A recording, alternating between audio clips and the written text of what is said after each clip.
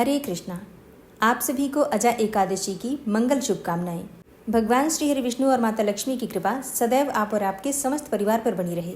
भाद्रपद मास में कृष्ण पक्ष की एकादशी को अजा एकादशी कहा जाता है और ये एकादशी जन्माष्टमी के तीसरे दिन मनाई जाती है। तो आज की वीडियो में आप सुनेंगे अजा एकादशी व्रत की कथा और कथा के अंत में आपको जानकारी दी जाएगी संपूर्ण पूजा विधि की, इसके साथ ही पारण के शुभ मुहूर्त की भी। तो वीडियो को अंत तक जरूर देखिए। अजा एकादशी व्रत कथा, जिसके पढ़ने और सुनने मात्र से पापों का नाश हो जाता है और अनंत गुना पुण्य फल की प्राप्ति होती है।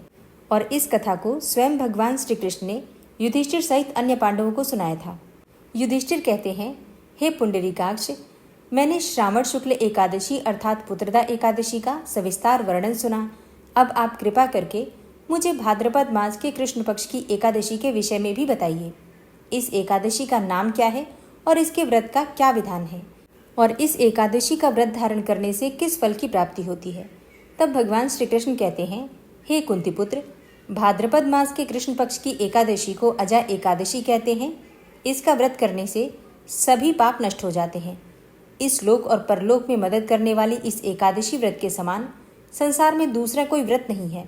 अब ध्यानपूर्वक इस एकादशी का महात्म्य श्रवण करो। पौराणिक काल में भगवान श्री राम के वंश में अयोध्या नगरी में एक चक्रवर्ती राजा हरिश्चंद्र नाम के एक राजा हुए थे। राजा अपनी सत्यनिष्ठा और ईमानदारी के लिए बड़े प्रसिद्ध थे। एक बार देवताओं ने उनकी परीक्षा लेने की योजना बनाई। राजा ने स्वप्न में देखा कि ऋषि विश्वामित्र को उन्होंने अपना राजपाट दान कर दिया है। सुबह विश्वामित्र वास्तव में उनके द्वार पर आकर कहने लगे कि तुमने स्वप्न में मुझे अपना सारा राज्य दान कर दिया। राजा ने सत्यनिष्ठ व्रत का पालन करते हुए संपूर्ण राज्य विश्वामित्र को सौंप दिया।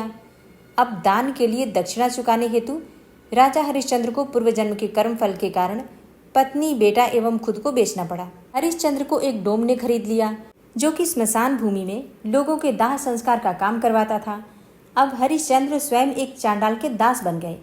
उन्होंने उस चांडाल के यहाँ कफन लेने का काम किया, किंतु उन्होंने इस आपत्ति काल में भी सत्य का साथ नहीं छोड़ा।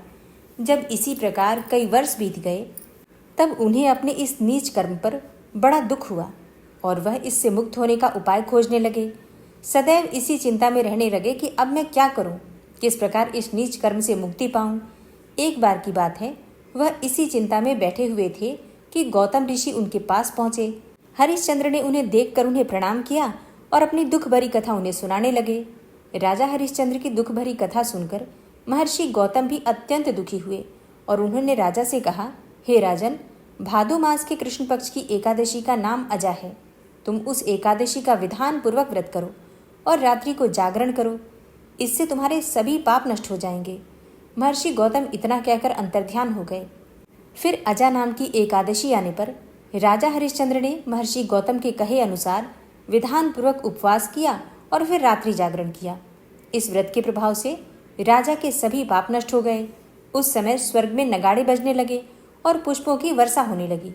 उन्होंने अपने सामने ब्रह्मा, विष्णु, महेश और देवेंद्र आदि देवताओं को खड़ा पाया। उन्होंने अपने मृतक पुत्र को भी जीवित देखा और अपनी पत्नी को राजसी वस्त्र और आभूषणों से परिपूर्ण देखा। इस अजा एकादशी व्रत के प्रभाव से राजा को पुनः अपने राज्य की प्राप्ति हुई। वास्तव में एक ऋषि ने राजा की परीक्षा लेने के लिए यह सब माया रची थी, परंतु अजा एकादशी के व्रत के प्रभाव से ऋषि द्वारा रची गई सारी माया समाप्त हो गई और अंत में हरिश्चंद्र अपने परिवार सहित स्वर्गलोक को गए।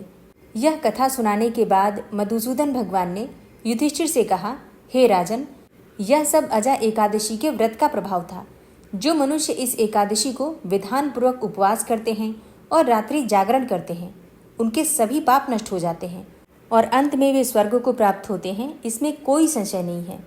हे राजन, इस एकादशी व्रत के कथा के श्रवण मात्र से ही अश्वमेध यज्ञ के फल की प्राप्ति हो जाती है। तो प्रेम से बोलिए भगवान श्री हरि विष्णु की जय, एकादशी माता की जय। ये व्रत न केवल भौतिक सुख और समृद्धि प्रदान करता है, बल्कि आध्यात्मिक उन्नति में भी सहायक होता है। और अब जानते हैं कि अजा एकादशी की तिथि कब प्रारंभ हो रही है, कब समाप्त हो रही है और व्रत हमें कब धारण करना है। तो देखिए, एकादशी की तिथि प्रारंभ हो रही है 29 अगस्त को, यानी कि बृहस्पतिवार के दिन देर रात्रि 1:19 पर, और समाप्त होगी अगले दिन यानी कि 30 अगस्त को शुक्रवार के दिन देर रात्रि 1:37 पर। तो सूर्योदय कालीन तिथि के अनुसार अजा एकादशी का व्रत रखा जाएगा 29 अगस्त 2024 को। तो 28 अगस्त को आप दशमी तिथि के नियम का पालन करेंगे, जैसे कि शुद्ध और सात्विक भोजन आपको लेना है, ब्रह्मचर्य का पूर्ण रूप से पालन करना है और भूमि पर शयन करना है। तुलसी के पत्ते एक दिन पहले ही तोड़े जाते हैं, एकादशी को नहीं तोड़े जाते, इसलिए आप दशमी तिथि के दिन ही तुलसी के पत्ते भी तोड़ लीजिए। फिर एकादशी के दिन आपको ब्रह्म मुहूर्त में उठना है, उठकर नित्य कर्मों से निवृत्त हो जाइए।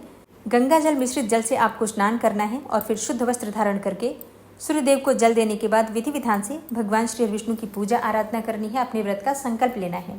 दिन भर भगवान श्री विष्णु के नाम का मंत्र का स्मरण करते रहना है और फिर शाम के समय विधि विधान से भगवान श्री विष्णु की पूजा कीजिए, रात्रि में जागरण कीजिए और अगले दिन द्वादशी तिथि के दिन इस व्रत का पारण किया जाता है।